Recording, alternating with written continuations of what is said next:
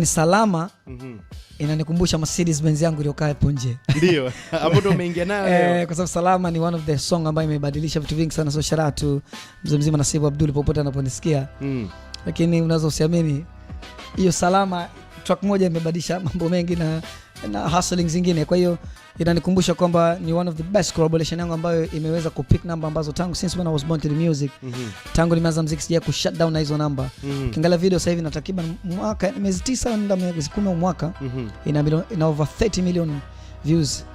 Amazing sana, na kwenye audio inaenda karibuni inakimbilia kwenye 10 million inaenda.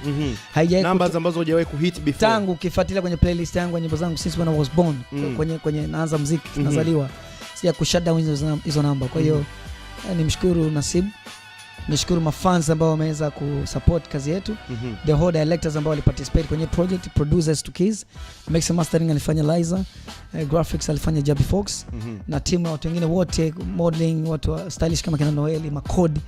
So watu wote na mashabiki na the whole teams na everybody outside mbali participate on the different angles.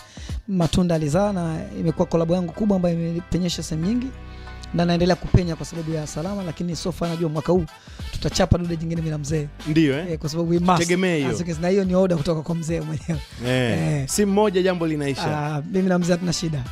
By the way, umesema Mercedes